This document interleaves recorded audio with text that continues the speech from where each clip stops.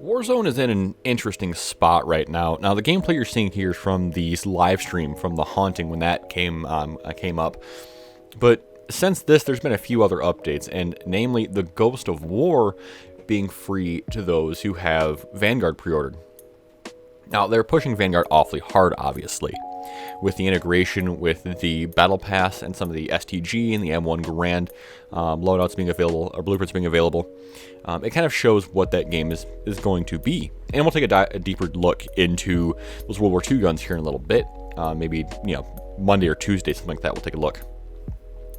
But the big thing that I've been really noticing is they're doing some different things, and things that are a little more mainstream, a little more COD mobile-y, right? These events, these skins are a lot more something you would see on COD Mobile than you would see on a regular, COD title, which I guess isn't overly shocking given the commercial success that COD Mobile is.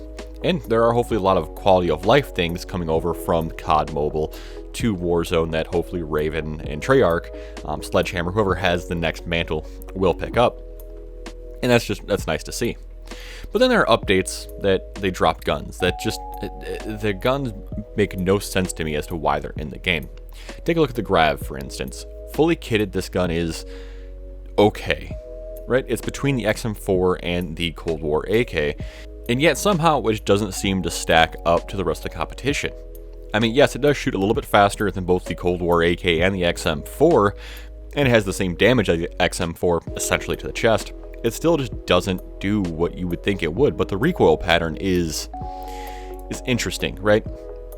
It looks like it'd be easy on paper, but the visual recoil of that gun is just absolutely insane. And I'm surprised that they keep going that way when they keep reducing recoil on other guns, like, just trying to make things easier, right?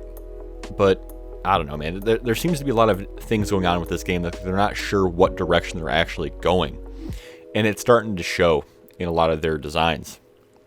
Take a look at the Marshall versus the 410, for instance. The Marshall in scopes and scatter guns is pointless. It's a melee gun, right? It's a melee weapon. And to that effect, the 410, I think, is a phenomenal mouse and keyboard shotgun because it gives you the range that you need to reach out and tap people because of the advantage of controller being up close on that game mode. The aim assist definitely gives a little helping hand to make things work just a little bit better. But all of that aside, I don't know if it's just design philosophy or if they're trying to just fill holes, but these guns don't seem to have any real rhyme or reason as to why they are the way they are. But, I mean, I'm no game designer by trade, so somebody maybe tell me in the comments what you guys think, what they're doing. What is the plan here? Why are we going from the Grav, the Lapa, and the 410? What is going on here with these guns? Because the Lapa isn't bad. It's actually a fairly decent gun damage-wise, and I like having the option of choosing different ammo types and things like that in that gun. And it's very interesting. It adds some diversity to the firearm. Much more like what we were expecting from the gunsmith in general, which we never really quite got, if we're honest. But even at that, the gunsmith for Vanguard, I think, is going to be a very good implementation into this system. But the question there becomes, what happens to these attachments? What happens to the guns that don't have 10 attachments? Are we going to have just some attachments on these Vanguard guns doing absolutely nothing, essentially, while others are super strong or OP? Or are we going to get to the point where they're just like, okay, open the floodgates and allow all attachments on all guns? Because, I mean, there's two ways you really go about this. Is the Vanguard guns could be phased in as being just super strong. I wouldn't be surprised, because that's kind of what happened with Cold War, is Cold War guns just got to be essentially OP at a certain point.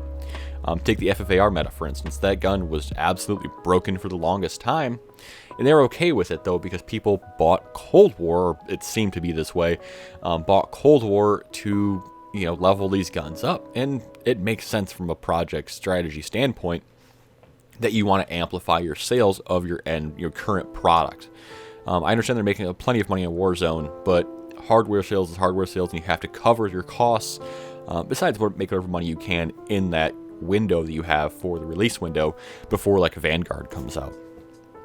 So, I mean, there are definitely business strategies behind everything that Activision does, and it's no surprise. I mean, they're a large corporation. It makes sense that's what they'd be doing. But the larger question that I have right now is, where do we go from here? What is the Vanguard implementation going to be? Are we going to retain Rebirth? Are we going to keep Verdansk in any capacity? Are we going to, lock guns to Rebirth, or are we going to lock guns to Verdansk? Like, what's going to happen with this stuff? Obviously, these are questions we don't have answers to yet. We're going to get soon enough here. So make sure you hit subscribe on that, because we are going to have Vanguard content as soon as that pops out. Because if I'm honest, I really enjoy the multiplayer arena type aspect of these types of games. I'm not really a huge BR person, which is kind of funny because I play BRs more than anything else. But I mean, all of that kind of being said, guys, comment down below. Let me know what you guys think about the future of Warzone and where it currently is. What do you guys think? Is Ricochet going to help this thing? Is the Vanguard implementation going to help this game? What do we have going on from here that you guys want and need to see from Warzone to keep involved with it and keep, shoveling money into their pockets? But let me know, guys. And while you're down there, hit like, hit subscribe. Have a good one. I'll see you around.